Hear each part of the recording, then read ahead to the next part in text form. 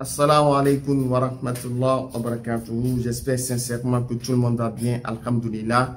Lorsque Allah nous présente dans le Coran le paradis, il nous dit qu'on aura des femmes vierges au paradis. Il y en a des chrétiens qui viennent et nous disent: ah, mais comment ça se fait qu'il y ait des femmes au paradis? Non, c'est un paradis sale.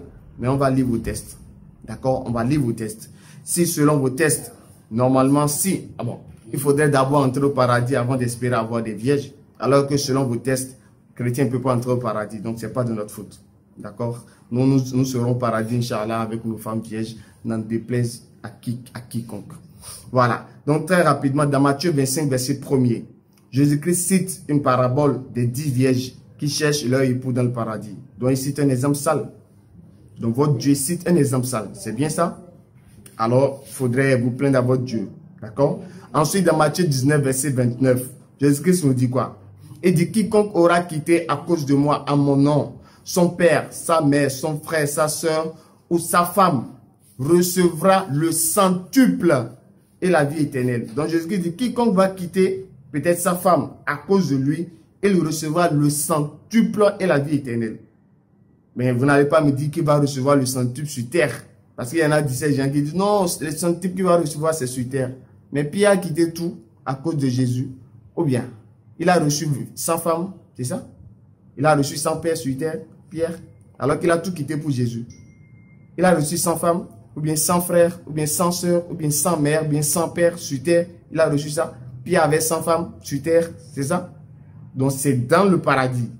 C'est dans le paradis. Donc Jésus dit: quiconque va quitter son père, sa mère, sa femme, à cause de lui, recevra le centuple et la vie éternelle. Donc le centuple, ça veut dire 100, 100, 100. Jésus dit: si tu laisses ta femme, une femme pour lui, lui va te donner 100 femmes au paradis. On est dans quoi? Donc ça dépasse même les 112 vierges qu'elle a prévues. Lui va jusqu'à 100. Donc votre Dieu cite un exemple mauvais. Donc votre Dieu dit qu'il y aura 100 femmes au paradis pour quiconque va laisser une femme pour lui.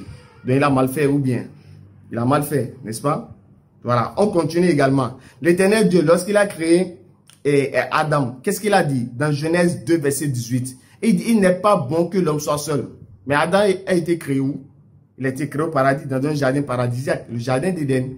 Mais quand Dieu l'a créé, Dieu a dit: il n'est pas bon que l'homme soit seul. Il a dit: il faut que je lui fasse une deuxième, une semblable, qui était la femme.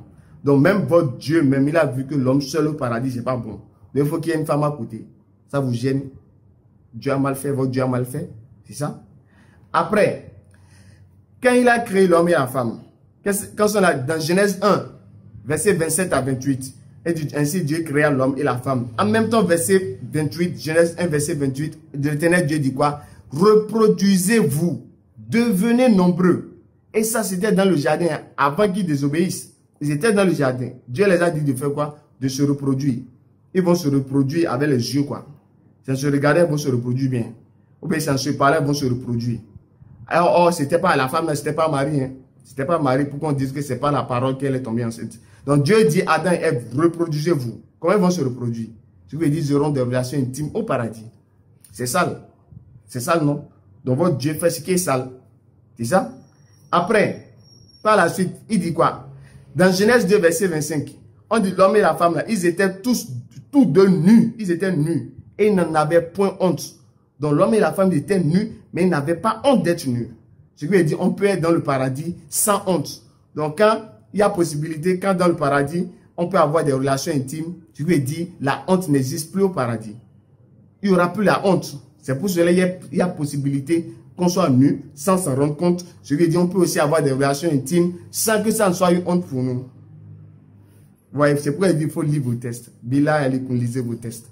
De plus, pourquoi vous êtes méchant contre les femmes? Vous voulez que les femmes aillent où? Il y a combien de paradis? Il y a un seul paradis. Pourquoi vous voulez que le paradis, vous ayez des musulmans à côté et vous ayez des hommes à côté et des femmes à côté? Mais pourquoi? L'homme et la femme qui se sont aimés pour Dieu.